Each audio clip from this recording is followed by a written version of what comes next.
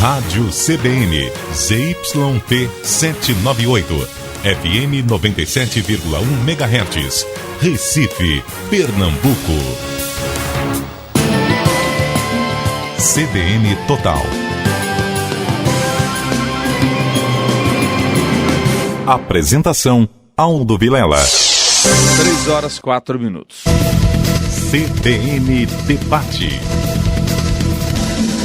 Jaime Asfora, vereador do Recife, conosco aqui, pertence ao PMDB. Zé Neves, que preside o PSD, vereador da cidade, comanda o PROCON Recife. Hoje são políticos experientes. E aí a gente vai tratar um pouquinho neste final de ano, nessa última semana de 14, de um assunto que se falou tanto esse ano, viu? Tanto, eu diria que é exaustão, que é a reforma política, né? Aliás, reformas, né, de um modo geral. E aí nada melhor que ouvir duas pessoas sábias que vivem intensamente a política para que a gente possa repassar um pouco dessa experiência para o ouvinte. Zé Neves, boa tarde, obrigado pela presença. Amigo. Boa tarde, Aldo, boa tarde, Jaime, satisfação participar aqui, principalmente sobre esse tema, né? Como você disse, um tema altamente explorado, altamente discutido, mas que não se efetiva, essa famosa reforma política. Vamos ver se a gente discute aqui, arruma uma luz aí qualquer. É verdade. Jaime, boa tarde, Jaime. Obrigado pela presença. Boa tarde, Aldo. Boa tarde, meu amigo Zé Neves. É uma honra estar aqui, junto com os ouvintes da CBN, discutindo essa que eu digo sempre, como se diz também aí, muita gente fala, que é a mãe das reformas, né? O Brasil precisa de uma reforma tributária, de uma reforma trabalhista, de uma reforma previdenciária e de várias reformas, mas a mãe das reformas, porque ela pode orientar positivamente todos os outros temas, é a reforma política. Agora, Asfora, Zé, por mais que se fale em reforma política, cada um quer a sua reforma, é por isso que não sai essa reforma política? Aldo, presta atenção, eu conversava com o Jaime outro dia, e a razão talvez desse debate aqui seja que Paulinho Fernando passou na hora e ouviu.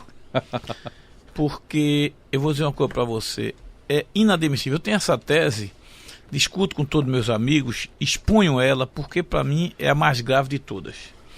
Eu não posso ter como adversário na eleição meu colega de partido. Eu não posso ter como adversário. Então, eu disputo contra meu colega de partido, contra meu colega de coligação. É com ele que eu vou disputar. Eu não disputo com o colega da outra coligação, não. Que em tese deveria ser, né? Que em tese deveria ser. Eu disputo com o meu colega de coligação, com o meu colega de partido. Aí você diz, mas é porque... no Brasil, a filosofia política e estrutural é partidária. Engano. Ninguém vota no partido. Ninguém. Dificilmente você vota no partido. Querem dar cultura ao brasileiro para votar no partido? Aí vamos pensar numa reforma política, fortalecendo a lista, certo? Fortalecendo os partidos. Mas hoje, onde ninguém vota em partido, Aldo, ninguém vota em partido e você fica disputando com seu próprio colega. Eu tenho que vencer. Se Jaime está no meu partido, junto com Aldo, Aldo e Jaime num partido, esse partido só faz um. Eu tenho que derrotar Aldo e tenho que derrotar Jaime para ser o primeiro. É verdade. Então estou derrotando vocês dois, quando eu devia estar torcendo para que vocês dois ganhassem junto comigo. E até para fortalecer a própria legenda também, então, né? É essa tese. Temos que rever essa questão da proporcionalidade na reforma política. Para mim é meu primeiro ponto, não sei como é que Jaime vê isso. Jaime. Eu vejo, Zé, muito parecido com você. Eu acho que a gente tem que se centrar em alguns temas principais. A OAB, desde que eu era presidente da OAB em 2007, Aldo, Zé sabe disso, tem projetos de reforma política.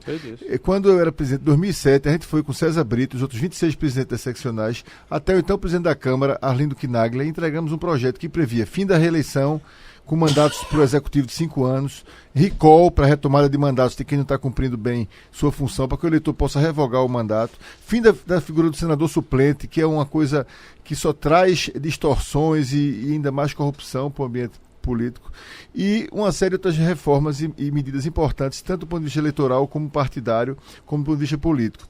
Hoje a OAB tem outro tipo de proposta, uma proposta mais enxuta, mas que já é subscrita por 97 entidades, dentre as quais, Aldo, CNBB tem o apoio claro da Igreja Católica, né?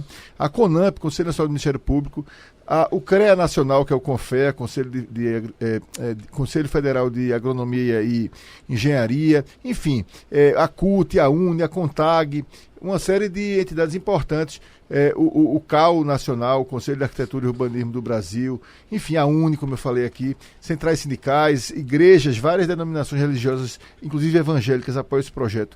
E esse projeto diz o quê? É um projeto que não precisa de reforma na Constituição, portanto ele é mais fácil, ele pode ser feito por lei, e ele é veiculado por uma lei de iniciativa popular. A OAB está colhendo assinaturas para que esse projeto tramite no Congresso Nacional. Primeiro, o fim do financiamento empresarial das campanhas.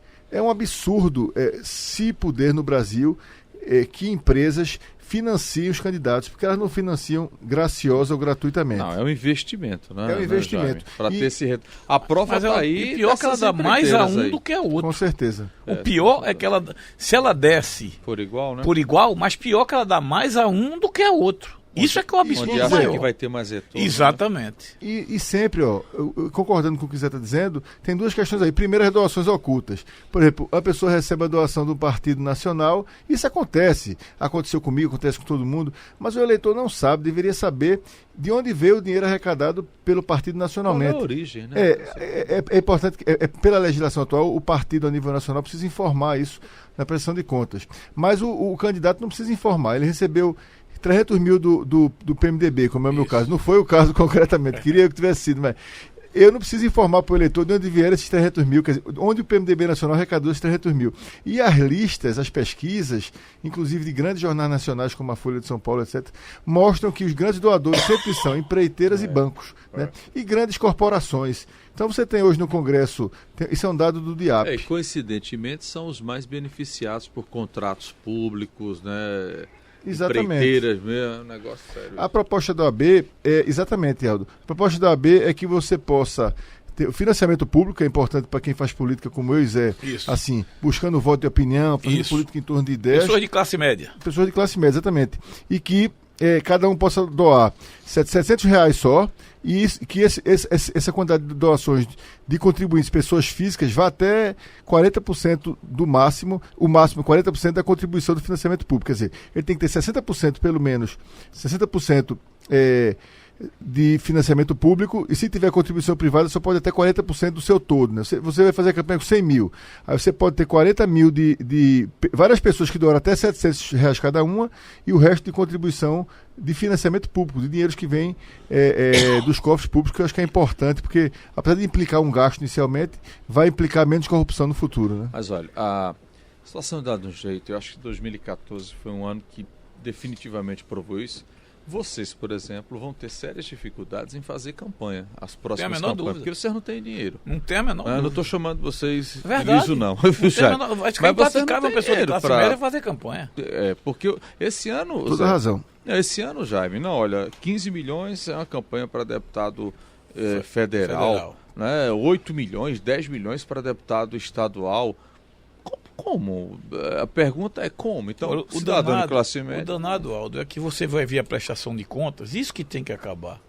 Você vai ver a prestação de contas, ninguém gasta mais de 2 milhões, ninguém gasta mais de 1 milhão. Isso é um absurdo. Isso é que é o absurdo. Quando você está aí publicamente falando e todo mundo legalizam o ilegal. Então, exatamente. Então, financiamento de público de campanha, o que o Jaime falou aí, é fundamental. Sabe por quê? Porque eu vou saber quanto o Jaime vai gastar. Quanto o Aldo vai gastar, quanto fulano vai gastar. Eu vou saber, porque eu sei que ele está ganhando igual a mim. Vai ter um equilíbrio, né, Zé? Vai ter um equilíbrio. Então, se eu notar... Não, aquele cara tá ganhando... vai pro tete a tete, não, né? Lógico. Pegar o voto... Eu tô disputando e vejo aquele cara no meu partido a gastar, a detonar, sabendo que ele tem X igual a mim. De acordo com deduzindo com a nova legislação, né, eu digo, ele deve ter igual a mim. Ele começa a fazer extravagância, eu tenho que ir ao juiz. Então o juiz, que financiamento dele é igual ao meu, que ele está gastando aí um horror, e eu não estou gastando o que ele está gastando. Então chama a atenção. Quando você tem a flexibilidade de doação, quem captar mais, gasta mais. Isso daí dá uma dificuldade grande. Eu captei bem, fui bom captador, então gasto uma fortuna em prol daquele que não tem uma força para captar tanto. Então tem que haver também o financiamento público de campanha. Isso é fundamental para você ter o controle do que Estão gastando todos. Nesse período, Jaime, parece que é o período onde mais você abre espaço para corrupção, né? Porque o período político, a origem de onde se arrecada não sabe, e fica aquela coisa, não é completamente uma cortina de fumaça, enfim. É o que disse Zé. Hoje não tem limites, na prática, sobretudo. Mas você tem um limite para a empresa doar, até 10% do seu faturamento. Mas você não tem um limite máximo. Então, assim, você vê o cara declaradamente gastar 1 milhão e você gasta 200 mil. Só que na prática, isso é fácil constatar, eu acho que a Justiça Eleitoral no Brasil todo, o Ministério Público Eleitoral no Brasil todo, deviam ser mais rigorosos. É fácil constatar por uma série de indícios e de evidências que o cara gastou, em vez de 1 milhão declarados, 2, 3, 4. Você vai nos morros, Aldo, Zé sabe disso, dia de eleição é cheio de gente com mala de dinheiro, saco de dinheiro, dentro do carro rodando com dinheiro, comprando voto. Todo mundo vendo. Todo mundo vê, a gente que é candidato, nossos eleitores, os líderes comunitários. Como é que a Justiça Eleitoral, o Ministério Eleitoral, isso acontece no Brasil todo. Não faz uma blitz, não dá uma incerta, não faz uma operação, ou a Polícia Federal, sei lá, quando tiver envolvido recursos federais. Né? Totalmente. Então, Aldo, você precisa o quê? Essa Câmara que vai entrar agora. Isso é dinheiro vivo, no dia da eleição. É dinheiro vivo, Aldo. E de onde danado vem esse Congresso que vai entrar agora tem uma responsabilidade muito grande. Está provado aí, 14 foi uma eleição que ficou mais do que escandalizado esse tipo de coisa, de financiamento, de um distorcido. Todo mundo viu o que se gastou, a fortuna que cada um gastou de um deputado federal, um deputado estadual. Então, eu acho que esse Congresso tem uma obrigação com a população brasileira, tem uma obrigação com o sistema brasileiro, com as entidades, com a sociedade civil organizada, de fazer essa reforma. Não é possível que não vá se fazer novamente essa reforma política. Vocês acreditam? Eu tenho que acreditar, amigo Aldo. Eu tenho que acreditar, porque é um absurdo. Há quanto tempo a gente espera essa reforma política? Ninguém quer para agora não, já que eles não vão fazer mesmo, mas daqui a 3 anos, pelo menos para a próxima eleição, estabeleça. Se vai para essa eleição de vereador e prefeito próximo, se vai ser deputado estadual, federal, senador 2018, que faça, mas faça. Eu, Zé, só acredito se ela vier da sociedade. Por isso que, assim, acho que o Congresso tem que fazer. Acho que o governo federal, nesses 12 anos, provou que não quis fazer reforma política. Eu disse aqui, em 2007 a gente apresentou 27 presidentes da OAB e o presidente da OAB Nacional, César Brito, um projeto ao Executivo, então o presidente Tem um Lula, atual, né, Jaime? Tem um atual que estão apresentando recente. É esse que eu falei. Esse é proporcional misto. Aldo Arantes, foi. Esteve aqui, ele é o coordenador do projeto da OAB. A OAB apresentou em 2007, o que eu quero dizer é o seguinte, é que naquela época Lula não deu nenhuma bola, nem Arlindo Quinaglia, que era presidente da Câmara. Agora a OAB, em vez de apresentar novamente ao Executivo ou apresentar ao presidente da Câmara atual, resolveu investir no projeto de lei de iniciativa popular. Está colhendo assinaturas que com um número X de assinaturas, né, em torno de 2 milhões de assinaturas, ele já pode ser protocolado. Esse sistema parece, se eu não me engano, é proporcional misto, né? Ele prevê 4 coisas. Primeiro, o financiamento público com impedimento à vedação de financiamento empresarial, né? Aquilo que eu falei há pouco tempo. Zero privado. Zero privado. Isso, perfeito. Só pessoas físicas doando até R$700 por pessoa e no máximo 40% da arrecadação total. 60% no mínimo tinham que vir de financiamento público, né? Isso. A segunda coisa que o Zé falou, a adoção do sistema eleitoral proporcional em 2 turnos. No primeiro turno, você vota nos partidos e cada partido já apresenta a sua lista. Por exemplo, o PSD apresenta Zé Neves, Rodrigo Novaes e André de Paula para a eleição. Né? Aí você vota naquela lista, o PMDB apresenta André Ferreira e outra pessoa. Certo. Você vota naquela lista. Se a lista do PSD, a votação do PSD tiver, você vota no partido, na verdade, e na lista para conhecer, para ter transparência, conhecer quem são os candidatos, tiver 60%, aí vai para um segundo turno, nesse segundo turno você vota, aí nos candidatos. Aí eu pergunto, elege, no primeiro turno proporcional, já elege o número de vagas. Número de vagas. Digamos que a lista do PSD teve 60% dos votos, o PSD vai ter direito a 6 cadeiras se forem 10. Entendo. E o PMDB vai ter direito a 4 se forem 10 e ele tiver certo, 40%. 60, 40%. Aí no segundo turno você vai votar em 6 pessoas do PSD dentro daquela lista E e 4 do PMDB dentro daquela lista, entendeu, Zé? É um sistema interessante. Você fortalece os Mas aí partidos. seriam Dois turnos. Um turno para você votar no partido, com a diferença de que o partido já tem que apresentar a lista, para não ser assim. O PSD teve direito a 6 cadeiras e agora eu vou escolher numa reunião interna com o presidente, o cacique do partido, né, como infelizmente... Mas, Jaime, eu questiono só uma coisa. 2 turnos proporcionais, 2 turnos na eleição proporcional, não vai ser um negócio assim que vai encarecer, tumultuar, né? 2 datas, mobilização, urna eletrônica, população, tudo. Você vê uma eleição de 2 turnos majoritária já traz uma movimentação grande, imagine proporcional. Aí é que eu pergunto, isso daí é uma ideia interessante, mas por que não fica na primeira parte? Mas você fala do custo-benefício, Zé? Custo-benefício e também o operacional. O operacional, eu não sei, acho que não custaria muito não, porque a gente tem uma justiça eleitoral que já vive estruturada e ela funciona assim, com pouco trabalho quando não tem eleição, em anos que não são de eleição, né? Mas assim, eu acho que o benefício na relação com os benefícios seria bom para a sociedade, porque você vai discutir ideias, vai discutir o fortalecimento e trabalhar para o fortalecimento dos partidos.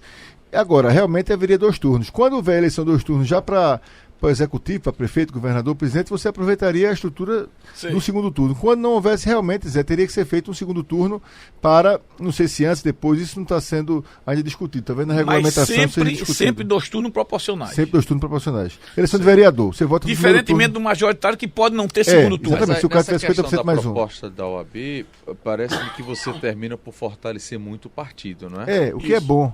Não é? Agora... O fortalecimento. Pronto, é isso que eu ia dizer. Se a gente parasse só na primeira etapa, você não quer dar uma cultura ao brasileiro de votar no partido? De ter uma filosofia partidária, vou votar no meu partido?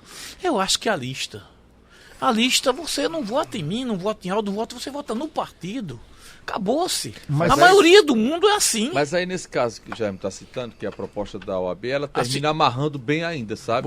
Zé? Porque você dá uma votou no proporcionalidade. partido. Né? Quando eu voto no partido, se eu estiver errado, você me corrige, viu, Jaime? Votei no partido, o partido já tem que me garantiu aquele percentual. A lista. Aí na eleição seguinte... Eu já voto, né, nos deputados da lista, né? Delimitados pelaquela lista. Sabe por que isso é bom? Porque, como o Zé sabe, os partidos, como não há ainda a cultura partidária no Brasil, e o Brasil é um país ainda com vários vícios, pouco republicanos, ainda tradições precisam ser mudadas. Os partidos hoje são muito, muito controlados pelo famoso caciquismo, né? No partido X manda Y, no partido Z manda W. Então, assim, isso se reflete no tempo de TV, por exemplo. Eu sei porque eu sou político, Zé também é assim. Se você, por exemplo, não tiver, não for da cúpula do partido, você pode ficar com um tempo muito menor, mesmo no programa eleitoral, mesmo você tendo uma proposta boa, tendo sido bem votado, enfim. Os partidos não são democráticos internamente. Essa é a minha avaliação.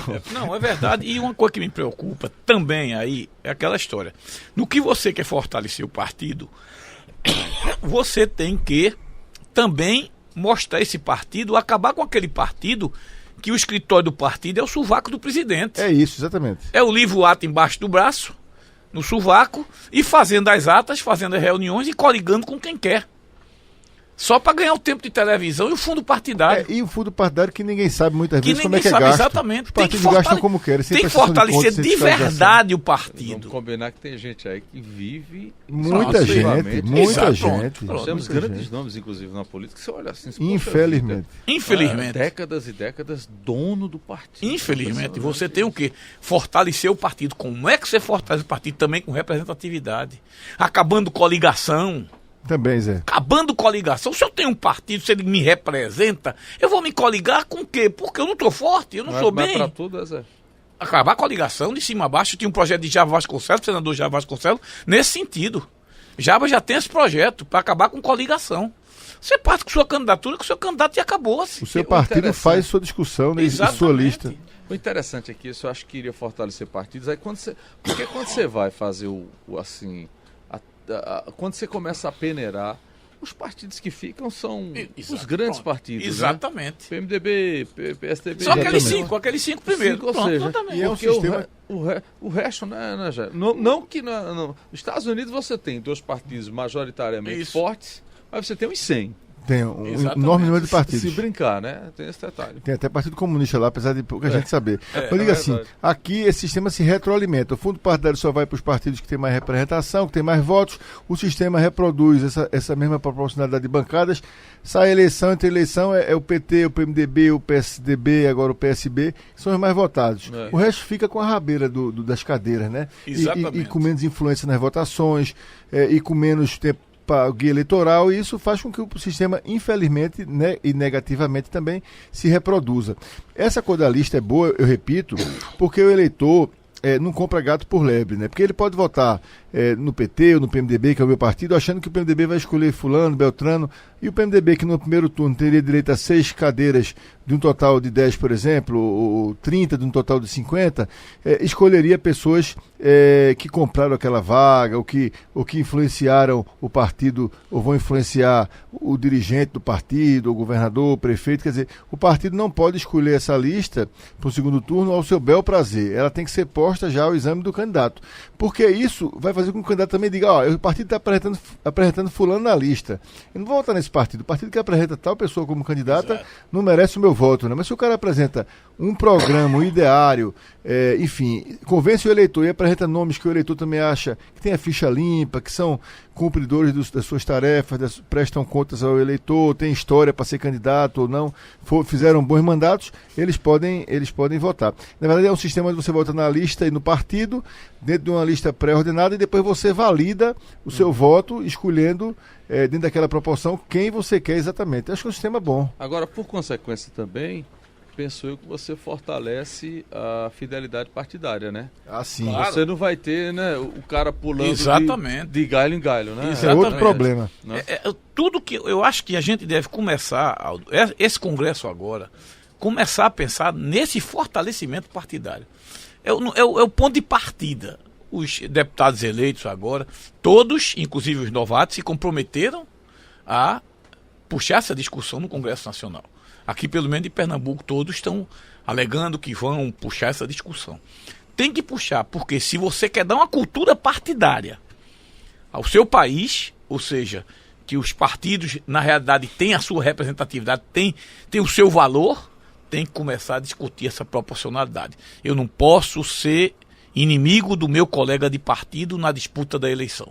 Eu não posso ser contra Jaime se ele está no mesmo partido que eu. Eu tenho que estar com ele junto. A gente tem que chegar junto. Não eu derrotar ele.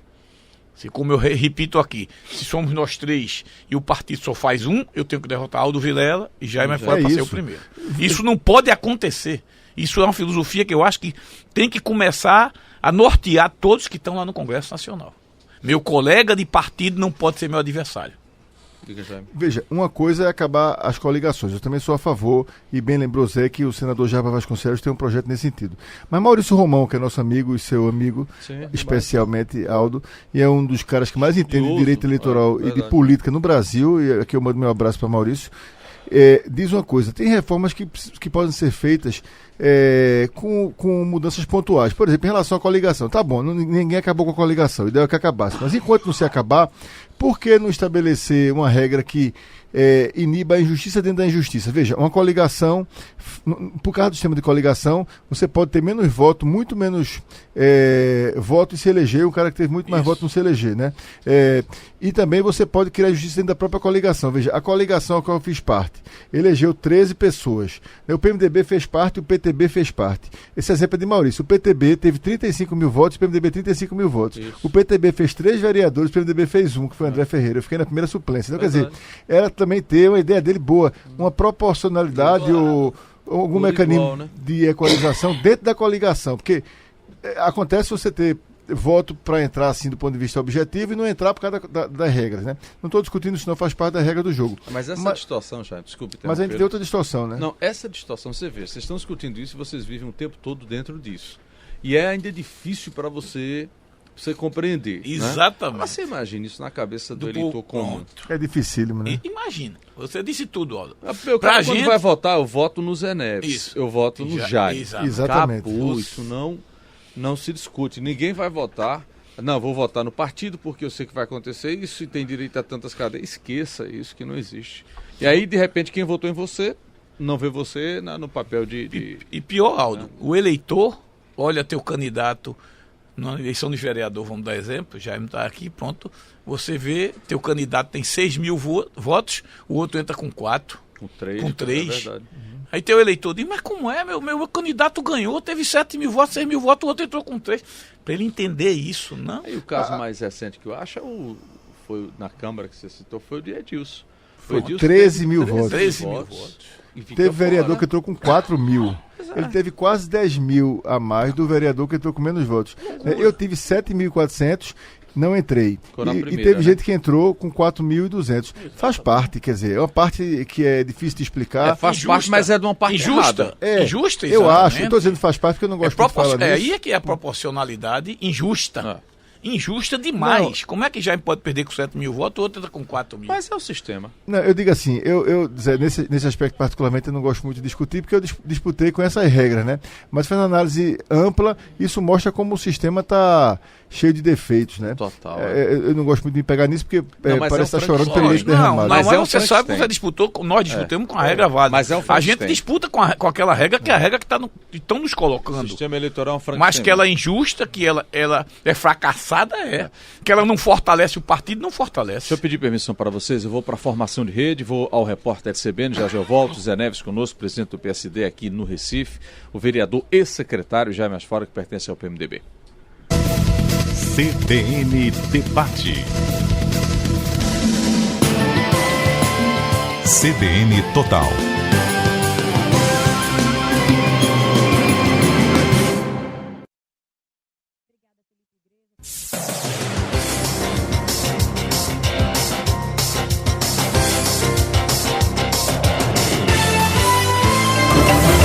Está formada a Rede CBN.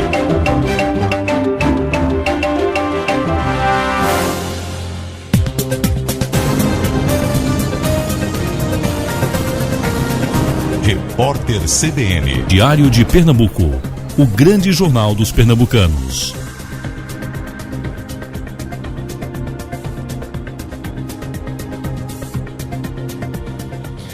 Segunda-feira, 29 de dezembro de 2014. A polícia de Natal conseguiu recapturar 4 detentos que fugiram do complexo penal João Chaves, na zona norte da cidade.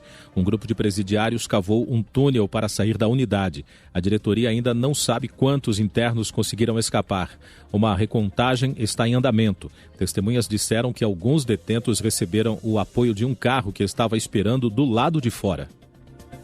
O Ministério da Educação endureceu as regras para quem utiliza simultaneamente o FIES e o ProUni para cursar o ensino superior em instituições particulares. A partir de agora, o estudante só poderá usar a bolsa parcial do ProUni com o financiamento complementar do FIES no mesmo curso e na mesma faculdade. Universitários em situação irregular deverão optar por um dos programas. As autoridades da Indonésia vão ampliar a área de busca pelo Airbus A320 que desapareceu no final de semana. A procura pela aeronave foi interrompida durante a noite e será retomada quando amanhecer na região. O jato da AirAsia seguia de Surabaya, na ilha de Java, para Singapura. Havia 162 pessoas a bordo. Os casos de contaminação por ebola na África Ocidental passaram de 20 mil, segundo a Organização Mundial da Saúde. Quase 8 mil pessoas morreram em decorrência do vírus até agora. Serra Leoa é o país mais afetado pela epidemia. A Bolsa de Valores de São Paulo opera em alta de 1,16% com 50.726 pontos. O dólar comercial passa por valorização de 1,23%, vendido a R$ 2,707. O euro tem ganhos de 1,16%, cotado a R$ 3,288. No horário de Brasília, 4h32. Repórter CBN. As principais notícias do dia a cada meia hora.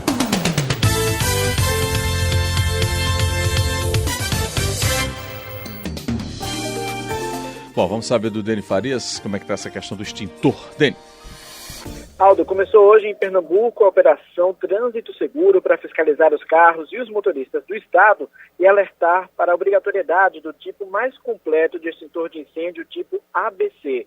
A atenção maior deve ser para os carros fabricados antes de 2005 Isso porque a resolução de número 157 de 2004 do Conselho Nacional de Trânsito já estabelecia que todos os veículos fabricados a partir de 2015 já sairiam de fábrica com o modelo ABC. Então, os proprietários de carro de ano 2005 para cá só precisam se certificar de que o extintor com validade de 5 anos está dentro do prazo. Nós conversamos agora há pouco com o taxista Reginaldo Silva, que passa a maior parte do tempo dentro de um carro, seu instrumento de trabalho, e já verificou. O extintor está válido até 2017. O taxista acha que a medida é importante, já que trata de uma forma de segurança.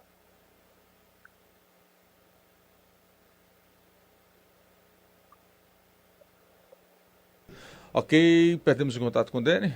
Já a gente tenta restabelecer. 3h33.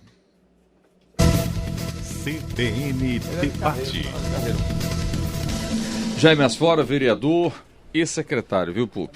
Conosco aqui nos estúdios, pertence ao PMDB, Zé Neves, que pertence ao PSD, presidente da legenda aqui no Recife, também aqui nos estúdios da CBN, está discutindo um pouco a reforma política. Tem o Paulo Burejo, ele é um ouvinte do Cordeiro, Jaime, ele pergunta a você e ao Zé, na reforma política, se iria surgir mudança na indicação de ministros do STF. Acho que ele já fala de uma coisa mais ampla, né? Eu, nesse caso, já me antecipando aqui, sou a favor de uma ideia que Roberto Freire, quando era senador, transformou numa PEC, no projeto de emenda da Constituição, de que os ministros supremos tivessem mandato, não ficassem lá vitaliciamente, tivessem mandato, tivessem uma investidura por prazo certo. É uma ideia que, inclusive, a OAB simpatiza com ela, para rodar mais e para evitar que haja assim, partidarização do Supremo, influências negativas. Pode-se discutir o tamanho do mandato, mas cada ministro teria um mandato. Ficaria lá, sei lá, 4 anos, renováveis por mais 4, ou reconduzido por mais 4, ou, enfim, o prazo teria que se rever. O cargo vitalício do Supremo, de ministro Supremo, Jaime, sabe? A filosofia desse cargo vitalício é da estrutura, da estabilidade, para a pessoa julgar questões de alto nível. Certo? Só que com o decorrer do tempo, Aldo, a coisa desvirtuou, né? Vem um julgamento político, vem um julgamento, misturam as coisas, então aí vem a tese, tira a vitalicidade do cargo para começar a discutir, né, esse tipo de coisa. Bem melhor. Que eu não sei, aí eu digo, é bom, é ruim, a gente tem essa estrutura a vida toda, né? Eu acho que a vida toda. A vida toda, então. Mas por que está vindo à tona isso? Exatamente por conta desses problemas que estão acontecendo, que os julgamentos políticos, as indicações políticas, tá atrelado, não tá, fulano tá atrelado a Beltrano, que indicou ele, quer dizer, são essas coisas que deixam a interrogação para o povo, né? Eleições únicas, qual é o pensamento de vocês? É uma eleição só, geral e para tudo, para acabar com essa farra de 2 anos? Eu sou a favor, eleição única de 5 anos. Aí mandato maior, né? Mandato de 5 anos, exatamente. Para tudo? Para tudo. Para executivo estadual, executivo federal, executivo municipal e os parlamentos dos 3 níveis. Mas sem reeleição para executivo? Sem reeleição para executivo. Para mim, sem reeleição também. Aldo, daqui para o ano a gente está discutindo eleição de novo, Aldo. Aí saiu de uma eleição agora. Verdade. Vai tomar posse no dia 1º agora o pessoal. Já discutindo daqui 16. A pouco a gente está discutindo 16. Zé, no Brasil, todo ano, ou é eleitoral ou é pré-eleitoral. 2014 é eleitoral, 2015 é pré-eleitoral, 2016 é eleitoral, 2017 é pré-eleitoral, 2018 é eleitoral. Excelente essa sua colocação, Aldo, de colocar a reforma política o item da eleição única. Você não pode, a gente acaba uma eleição, não há quem trabalhe, não há quem produza, já fica falando na outra. Já estão falando em 16, Aldo. Qual é a coligação? Quem é que vai disputar com o Geraldo Júlio? Quando acaba a eleição de 14, já começa a 16, né? Um amigo meu disse, rapaz, segunda-feira começou a eleição de vereador e de segunda-feira, dia 6 de outubro, né? Começou a eleição já de prefeito e vereador. Se você coloca de 5 em 5 anos, presidente, governador, prefeito, deputado, senador, vereador, acabou-se. Vai ser assim, é uma eleição mais equilibrada, os partidos podem se articular melhor, porque estão todos no mesmo barco naquela época. Você certamente diminuiria custo, né? Ou operacional é lá para baixo, exatamente. Essa coisa da votação é interessante, viu, Jair? Você vê nos Estados Unidos, quando você vai para a eleição, camarada vota no dia, viu, Pup, para governador ou para presidente, mas você tem lá uma lista de 200 coisas, porque entra tudo ali, plebiscito, se você é a favor de maconha, se não é, se você é a favor que o governador seja representante do seu bairro, se seu líder comunitário, então você tem Não é uma coisa bem Exatamente. concentrada, que a gente deveria ter isso aqui, né? Não no tamanho deles, né? Mas aqui você é muito esmiuçado, aí fala-se em fazer um plebiscito e referendo e não sei o que, e termina gerando custo isso demais para a nação. Inclusive, no projeto da AB, eu falei da eleição proporcional em 2 turnos, que é um eixo, né? São 4 eixos. O outro é a questão, como eu disse aqui também, do fim do financiamento empresarial de campanha, só financiamento público e por pessoa física, mas tem outro item que é aprimorar os mecanismos de fortalecimento da democracia direta. Por exemplo, fixar critérios. Nesse caso, ela fixa a proposta da AB os assuntos de grande importância que deverão ser objeto de plebiscito ou referendo. Concessões de serviços públicos, privatizações, construção de obras de grande impacto ambiental, quer dizer, e também vai facilitar a apresentação do projeto de iniciativa popular. Olha, uma coisa que já me falou, importantíssima aí na reforma política. Essas agências reguladoras, concessionárias de serviço público, telefonia fixa, telefonia móvel, certo? TV por assinatura. Você vê isso no Procon todo dia, né? Meu amigo, tem que ter, essas agências têm que começar a funcionar. São todas capturadas. A Agência Nacional de Saúde, a ANS. Foi da ARP, né? A ANS, todas capturadas. Ele sabe, ele já está aí, que foi da ARP, inclusive. Tem que começar a fortalecer, virar realmente a agência reguladora. Tem que ser agência reguladora. Não. Elas hoje estão mais a serviço, eu acho, das empresas do que do usuário. Se você duvidar. Tipo pela ANS, a Agência Nacional de Saúde. Ela hoje protege mais o plano do que o usuário. Você conhece bem, né? Porque Claro. Procon, né? E o que está lá. Então é outra coisa que tem que vir também nessa reforma política. Coloca nesse item, a agência reguladora vai ter que função, qual é a função dela? Coloca nesse item. Agora veja, vocês já estão batendo aí 40 minutos aqui conversando só sobre essa danada dessa reforma política. É muita coisa para se colocar em questão, e eu acho que o ano 2015, que em tese é um ano limpo, Isso. você tem como o Congresso avançar muito, né? Foi se quiser se priorizar... Foi o que eu disse velho? aqui, Aldo. Tem Eu como acredito, fazer não é isso. possível, não é possível que os congressistas não ponham esse tema na pauta. Mas o povo tem que cobrar. Eu só acredito, sinceramente, se vier através do povo. Por isso que Eu esse projeto da também, OAB, também, né? Também. Que é de iniciativa popular, como foi a ficha limpa, que só veio por causa da pressão da sociedade, e a ficha limpa começou, o Zé sabe melhor do que eu, de um movimento capitaneado também pela OAB no Brasil todo e a CNBB, e começou tímido aqui, a gente recolheu aqui em Pernambuco com a gente, da OAB, com a CNBB, 40 mil assinaturas, depois a imprensa, a sociedade começou a se sensibilizar, e o Congresso aprovou a lei de iniciativa popular que criou a ficha limpa, e hoje é uma realidade, ninguém contesta mais a questão da ficha limpa, né? É um valor até, é um princípio a ficha limpa, né? Como o Jaime colocou, essa reforma política a imprensa tem um papel fundamental em cobrar isso, buscar isso. Fala nisso sempre. Não pode deixar de falar, porque cai no esquecimento. Se cair no esquecimento, meu amigo, não podemos atravessar mais uma eleição sem reforma política. Mas onde estão as pessoas que foram às ruas em 2013, em julho de 2013? Cadê, Jaime, esse povo? Eu acho que instrumentos como esse, lei de iniciativa popular, podem fazer a população se remobilizar, digamos assim. É importante que a população que deu aquele grande exemplo, né, de democracia... O de junho de 2013, mas Aldo fez uma pergunta interessante pra gente, e a gente talvez não sabe responder. Cadê eles? Cadê eles? Veja, eu acho que eles Cadê estão... esse pessoal de junho de 2013?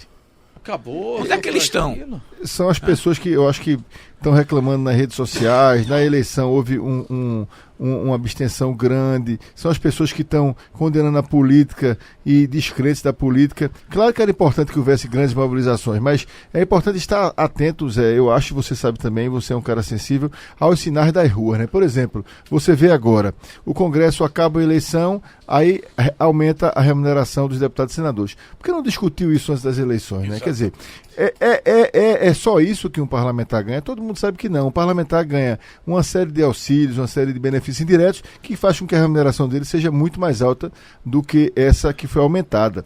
Isso não vem à tona, isso se repete ano após ano e as pessoas acham que isso pode ficar a vida toda assim. Eu acho que tem que ter transparência.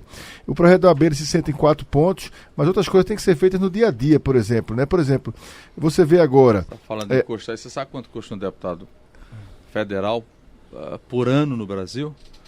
R$ 1.792.164. Isso é loucura. E quando custo do deputado. Isso é uma bela análise sua aí.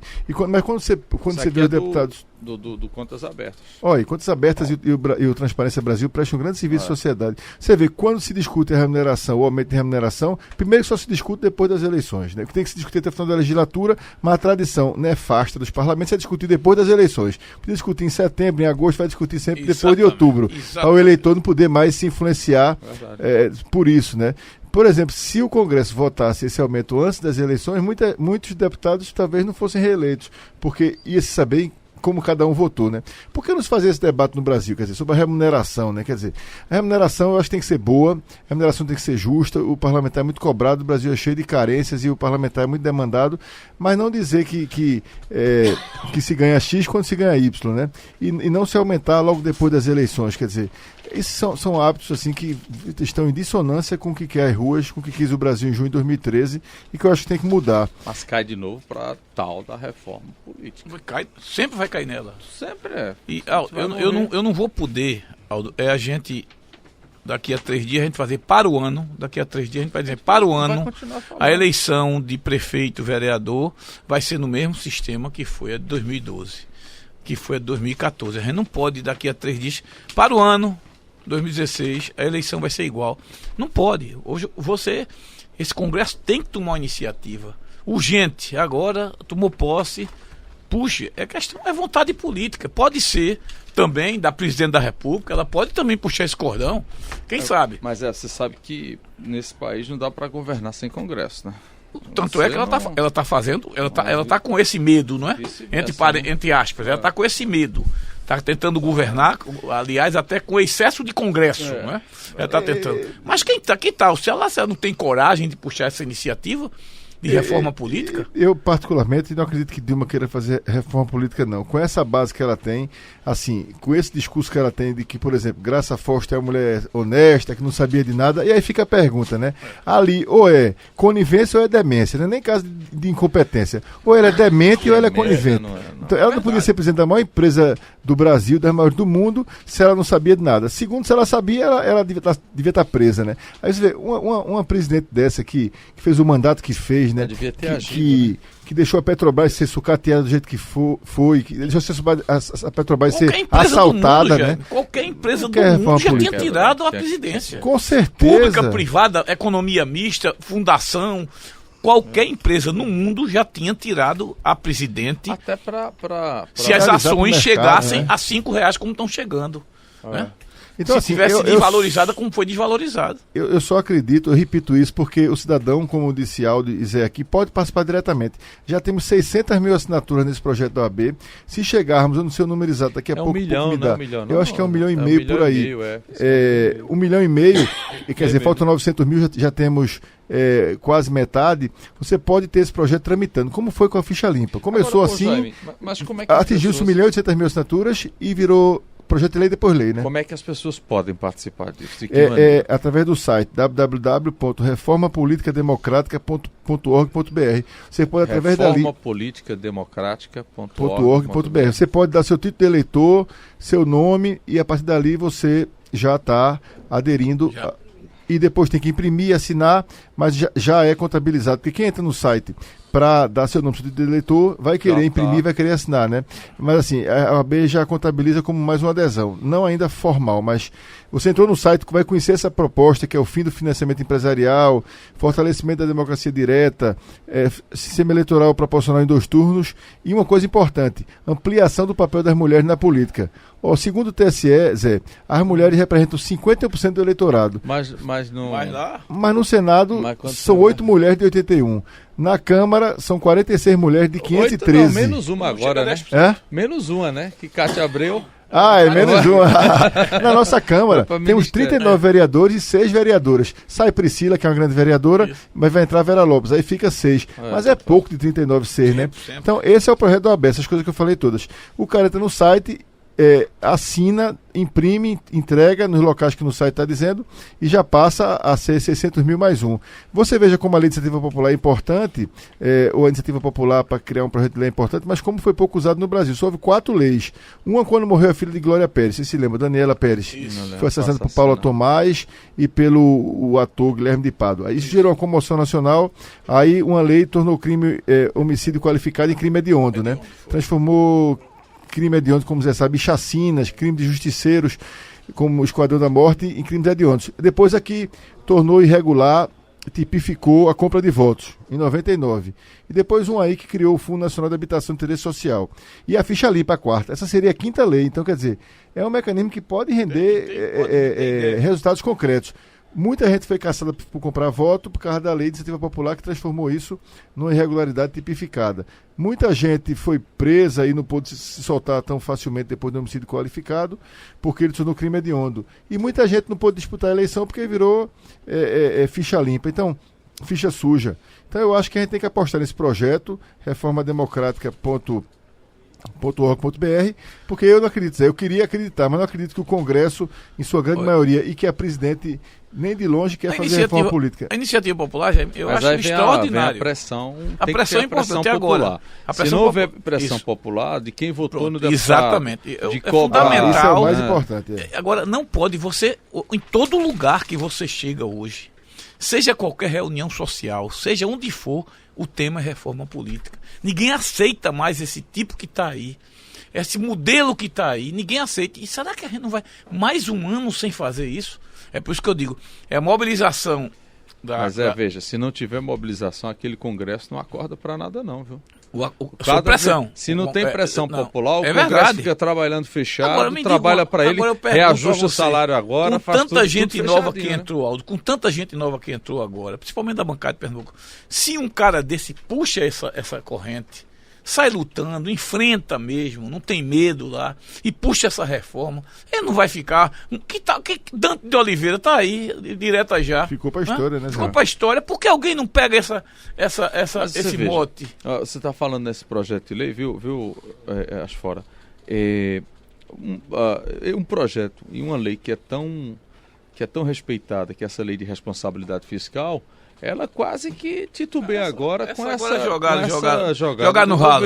Jogar no ralo. Aí você fica com medo de que o precedente, se o governo federal termina abrindo um precedente desse, tudo bem, que a tendência não é ter efeito cascata não, mas aí você já fica meio que inseguro, porque de todas essas leis aí, não tem a menor dúvida que a lei de responsabilidade fiscal, ela é de extrema importância para o país. Eu acho que são leis que são pontos de inflexão, né? A lei da ficha limpa é uma, a lei de responsabilidade fiscal é outra, e tudo veio com a Constituição de 88, quer dizer, são leis fundantes. A que criou a emenda constitucional, que criou o Conselho Nacional de Justiça, Zé sabe melhor do que o judiciário da gente, se tem problemas, tinha muito mais antes do CNJ, que veio da emenda constitucional em 98, né?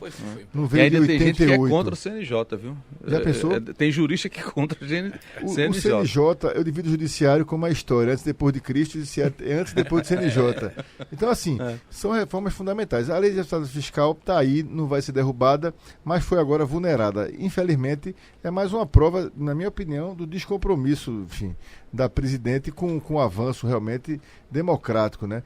A presidente propôs reforma, propôs há pouco tempo, reforma constituinte exclusiva. Primeiro que há uma série de juristas que acham que não existe, eu inclusive, eu não sou jurista assim, mas como advogado, que existe reforma política exclusiva. Se você fizer uma constituinte, ela vai ser para tudo. Não existe exclusiva para determinadas matérias. Né? É para tudo.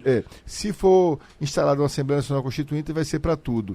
Essa é a opinião de Carlos Aires Brito, de grandes pessoas do mundo jurídico, grandes juristas. Mas ela queria fazer por quê? Queria ter um congresso que pudesse ser manietado, que pudesse ser controlado para fazer uma reforma que provavelmente ia alterar outros pontos da Constituição. Na verdade, se queria alterar outros pontos da Constituição, para incluir regulação da mídia, que eu acho que é o controle antidemocrático da liberdade de imprensa, da liberdade de expressão, e etc. Então, assim, reforma política nos moldes da Venezuela, da Argentina, não serve para a gente, né? Tem que ser reforma política com esse Congresso, com os mecanismos que nós temos. A Constituinte verdadeira que se insinua, que ela tentou insinuar, é aquela Constituinte que você elege os constituintes, encerrada a Constituinte, eles renunciam. Acabou assim o papel deles. Eles não continuam. É para ser constituinte. Isso aí, essa daí é difícil você conseguir. Mas nesse caso da reforma política, eu acho que o projeto da OAB, viu, Zé, é o mais... Acho que é o mais palpável, talvez seja o mais... Até para alguém pegar lá ele também, né? Porque é projeto de lei. Né, Jaime? Então ele se torna... Basta a gente querer. E alguém que vá à luta, diga assim, eu vou encampar esse projeto da OAB. É verdade. Quer dizer, um deputado daqui, um novato. Com certeza. Eu vou encampar esse projeto, saia puxando, chame outro colega de outro estado e saia. Tem que ter, porque você sabe que essa coisa de deputado federal também, dizem os deputados federais, que a coisa pior do mundo é deputado federal do primeiro mandato. Porque ele não faz nada em Brasília, fica perdido naquele rolo ali, mas se não tiver alguém que... Tem que ter alguém que haja. Não é tem possível. Que ter foco, né? Eu vi sábado o deputado Tadeu Alencar, que é muito preparado, dizendo que um dos focos dele, ele elegeu 5 focos no que fez muito bem feito, vai ser a reforma política. É o que disse Zé. Ele fez certo, para ele se destacar e como deverá se destacar, porque ele é muito talentoso. Perfeito, no primeiro mandato, ele fez um foco certo, reforma política. Claro. E, por exemplo, a gente tem esse Tadeu projeto é um da que tem condição disso. Perfeito. Sabe quem é? Conhece profundamente. É verdade. Então, a gente tem que cobrar de quem a gente elegeu que foque na reforma política também, como disse Zé. Esse projeto da OAB nem precisa de reforma da Constituição através de uma PEC, muito menos de constituinte exclusiva. Só né? precisa da gente, assinar e pronto. é verdade. Zé Neves, obrigado, amigo, pela presença nos estúdios da CBN. Feliz ano novo e até o próximo encontro. Feliz ano novo, Aldo. Foi bom discutir esse tema. Jaime, satisfação grande. Parceiro bom de discussão. E vamos ver se a gente volta aqui já com ela, pelo menos engateando, né? Se Deus quiser. Jaime, obrigado. Um prazer, feliz ano novo para você, Aldo. Prazer para toda a família de Zé, que eu estimo muito, doutor Neves, o pai dele, obrigado, Jorge. Jaime. E para todos os ouvintes da CBN. Muita paz e saúde. E foi um prazer estar aqui hoje, Zé. Com você e com o Aldo. Muito grato. Em 15 minutos a gente disponibiliza esse nosso bate-papo no site da CBN. CBN Debate. CBN